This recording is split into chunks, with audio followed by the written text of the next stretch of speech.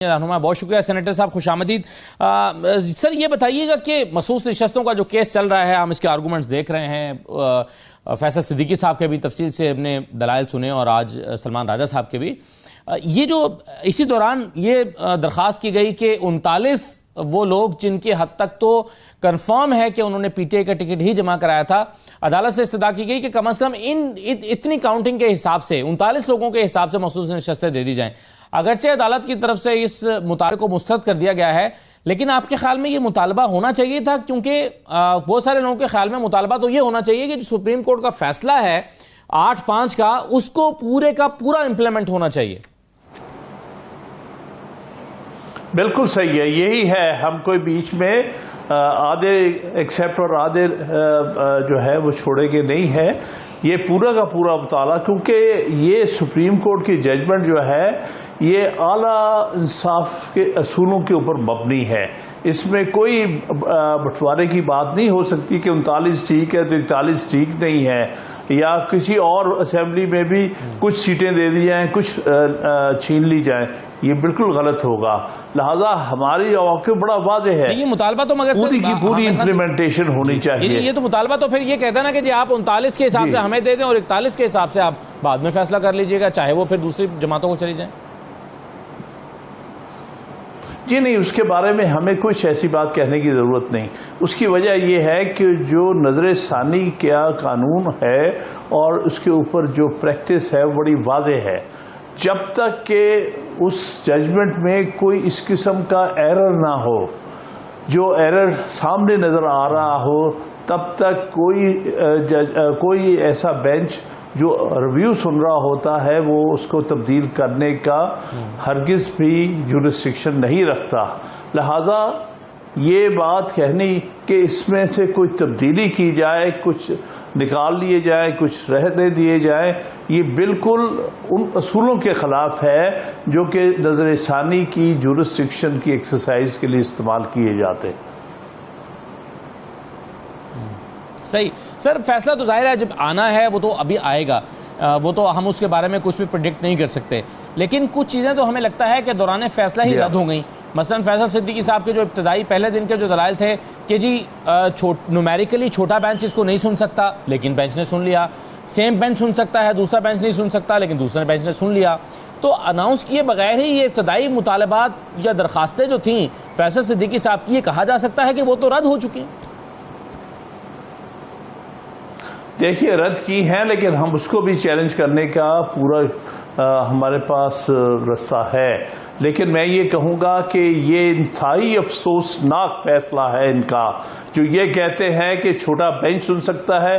ये एक settled law जो है, जो सदियों से सेटल्ड है दुनिया में, उसके खिलाफ ये बात है। दूसरा ये कहना कि जो जज जिन्होंने फैसला लिखा है या जो मेजॉरिटी जजमेंट देने वाले जज हैं, अवेलेबल हैं, अदालत पे मौजूद हैं, उनको हटा के उनकी जगह चंद जूनियर जज बिठा के, जो अभी नए आए हैं, जो उस वक्त जज भी नहीं थे जब ये फैसला दिया गया, उनको बिठा के फैसले में रद्दोबदल हो सकता है। इससे बड़ी नाइंसाफ़ी, इससे बड़ी आइन की खिलाफ वर्जी कोई नहीं हो सकती।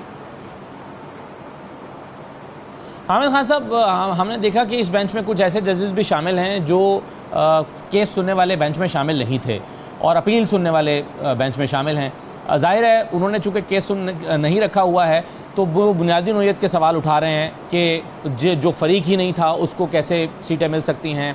पीटीआई तो फरीक ही नहीं थी। Justice honourable justice Musarrat Hilali साहबा ने ये सवाल बार बार उठाया, कुछ और जजेस की तरफ से भी उठाया जा रहा है। तो आपका तजर्बा क्या कहता है, उम्र भर का जो आपका तजर्बा है, कि क्या रिव्यू की स्टेज पे जो केस के इब्तदाई सवालात हैं उस पर दोबारा से जांच हो सकती है? हरगिज़ नहीं, हरगिज़ नहीं। जो सेटल हो गया एक दफ़ा फैसला, उसको आप सिर्फ एक सूरत में छेड़ सकते हैं, अगर कोई एरर हो, जिसको अंग्रेजी में कहते हैं on the face of the record. अगर ऐसी कोई गलती नहीं है, अब हर केस में अपनी एक रीजनिंग होती है, अपना एक रैशनल होता है, अपना एक बेसिस होता है। उसको आप छेड़ नहीं सकते रिव्यू। ये एपेलेट जुरिस्डिक्शन नहीं है, अपील की बहुत खुली जुरिस्डिक्शन होती है। अपील में जो फैक्ट्स और कानून को एक दफ़ा फिर देखा जा सकता है पूरी तरह। रिव्यू में ये सब कुछ नहीं अवेलेबल होता है, क्योंकि वो जजमेंट फाइनल है, उसको तब ही छेड़ा जाएगा अगर उसमें ऐसी वाज़े गलती नज़र आएगी जो कि किसी को, जिसको कहते हैं अंग्रेजी में floating on the surface of the judgment. ऐसी तो कोई गलती पॉइंट आउट अब तक नहीं कर सके, ना पिटिशनर्स ने की है।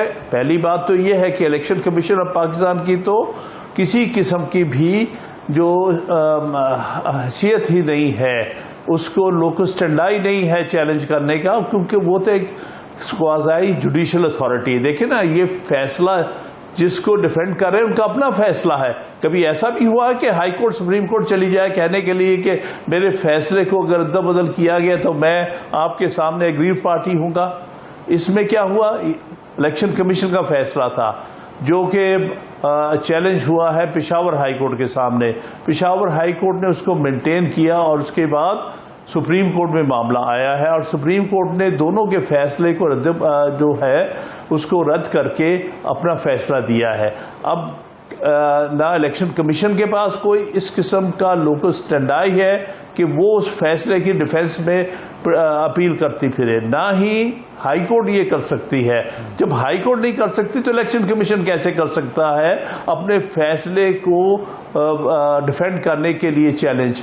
मेरे नज़दीक तो इसी बात पर ये सारी पिटीशंस जो है खारिज होने वाली है कि इलेक्शन कमीशन की कोई स्टैंडिंग नहीं है, कोई लोकल स्टैंडाई नहीं है, कोई उनकी ये मकाम नहीं है कि वो ऐसे फैसलों को चैलेंज करते फिरे। आमिर खान साहब, आप बात कर रहे हैं error floating on the surface of the judgment की, लेकिन आपके ख्याल में ये जो आर्गूमेंट अभी बार बार आ रहा है और जजेस की तरफ से भी सवाल की सूरत में रिमार्क्स आ रहे हैं और वकला की तरफ से भी कि ये महसूस नशस्तें एक ऐसी जमात को दे दी गई जो इसमें फरीक ही नहीं थी, तो क्या ये error on the surface of the judgment दिखाई नहीं दे रहा sir? On the face of the proceedings कहूँगा, जजमेंट पे नहीं।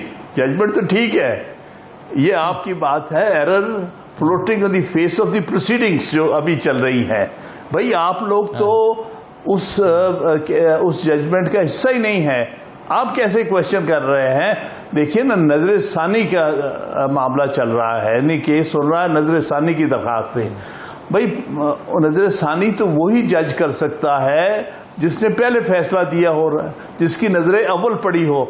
जो ऐसे जज हैं जिसने पहले ही, जिसकी नजर अव्वल से ही नहीं वो फैसला गुजरा, जिसने लिखा ही नहीं, वो नजर सानी कैसे कर सकता है? ये तो एक बुनियादी असूलों के खिलाफ है। यहाँ पर सारी इसके पीछे एक स्कीम है। वो जो 8 मेजॉरिटी जजेस थे, आपको हैरत होगी कि उनमें 8 में से 5 को बाहर बिठा दिया है इन्होंने, एक पूरी स्कीम के तहत किया गया है।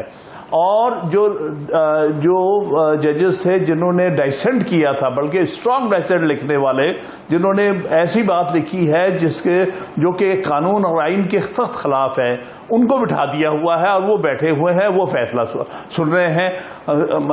उनमें से जो 3 हैं, एक तो रिटायर हो गया है उनमें से, बाकी तीनों के तीनों बिठा दिए हैं। उधर 8 में से 5 को नहीं बिठाया गया, सिर्फ 3 को